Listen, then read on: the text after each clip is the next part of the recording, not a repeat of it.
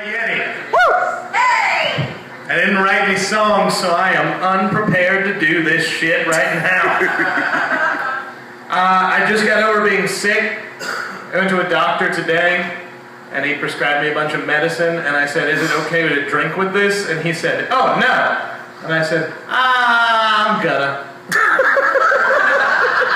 So that's where we're at right now. Turns out, what he should have said was, yeah, it'll make it way better. It's just a lot easier to get this fucked up, Yeti. Woo! Now we're all hanging out doing comedy, or solo guitar jams, or whatever the fuck happens here, I don't know. There's a lot of goddamn guitar jams. Oh man, alright. Let's do some jokes I wrote today. This is a real conversation I had earlier. We were talking about the Elephant Man, me and a friend of mine. Because, you know, it's casual convo. And she said, the Elephant Man, he got a girlfriend, right? And I said, no, you fucking idiot. What makes you think the Elephant Man pulled pussy?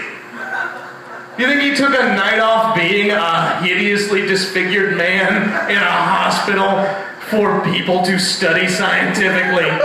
And he was like, you know what, can I get a Friday off from this? I want to go fuck bitches at the club.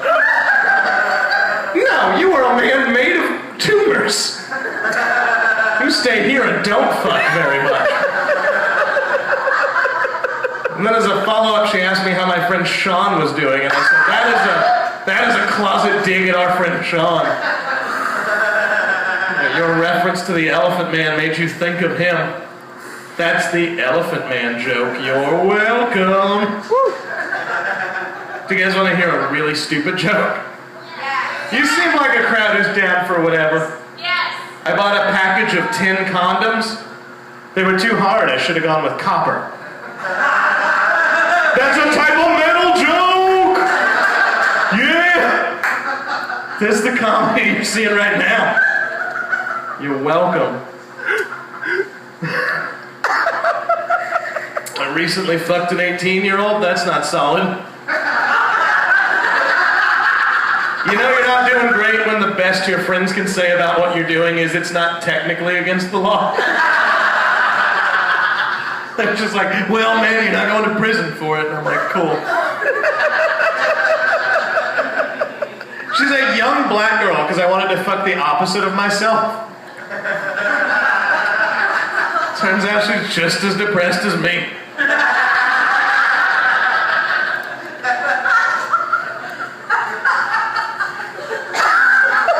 Oh shit, we're on the record. You know what I used to think the worst kind of girl to talk to at a bar was? It was the girl who wanted to talk to you about astrology. Because that shit is the most annoying thing you can talk about at a bar. The girl's like, oh, what are you, a Cancer? Oh, that explains so much. No, it fucking doesn't. Shut up. But there's a way worse thing you can talk to. And that is a girl who thinks she is a psychic. This happened to me outside of this bar one night. A girl said, I am a palm reader. I would like to read your palm. And I thought, okay, this will be fun and slightly flirtatious. And I was wrong.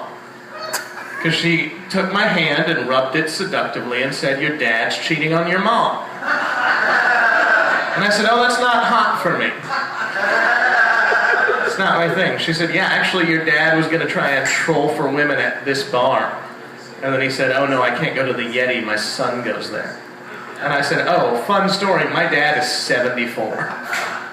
My dad is not trolling the Yeti for pussy. At 74, he would be noticeable. He'd be like, hello young lady, will you hold my oxygen tank while I talk to you? Oh, you're a Cancer? That explains everything. They call back. I'm a professional.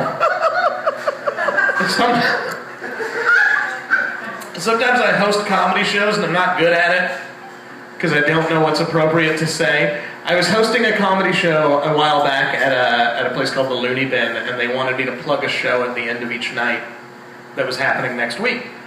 And that show was a benefit to rescue shelter dogs, which is a good cause. I believe in it.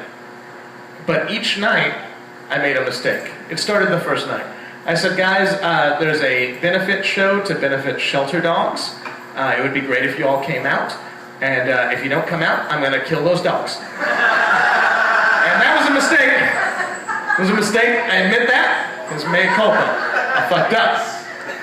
And then after that, the owner said, hey Ryan, great set, very funny, one note. You said you'd murder a bunch of dogs. And the audience was not on board with the dog murder. I was like, okay, I'll just not say that this time. And then I wish for the next 4 shows you could have like a fucking montage of me getting more and more descriptive of how I would murder the dogs. It's just like, don't say you'll murder those dogs. And I'm like, okay, Friday night, Saturday night, bam, bam. Sunday, crunch. They're very small. I didn't kill the dogs. I don't have the follow through to murder that many dogs. I would murder one dog and I'd be like, I'm gonna go to IHOP. There's too many dogs to murder. I'm very sleepy.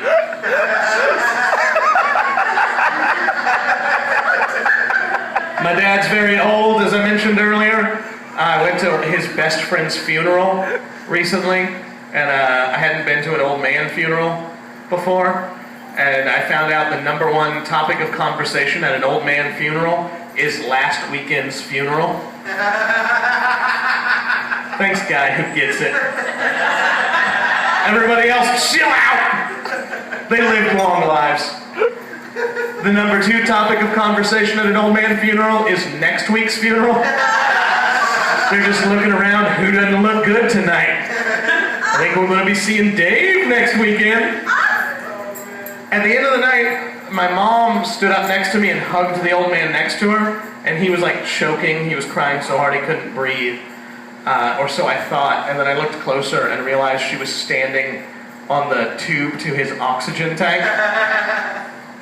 So he is the next funeral we're going to. And she didn't get in trouble. Turns out if you murder a 73-year-old man, it is not a crime. You just get a tax break. It's very handy for people. Anybody here attractive? I don't like that. I don't like attractive people. They upset me. I don't like skinny people. You ever see a skinny person smile? It doesn't look right.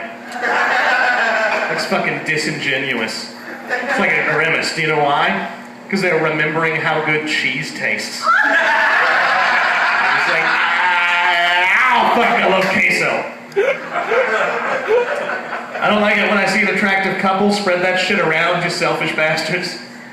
You get one gross, one hot. That's the way we should date in society. Also, if you're an attractive woman and you've only fucked skinny attractive dudes, you're missing out. Because a skinny attractive dude will never fuck you the way I will. This is not self-promotion, this is real shit. Because a skinny attractive dude fucks you with the knowledge that he will, one day, fuck again.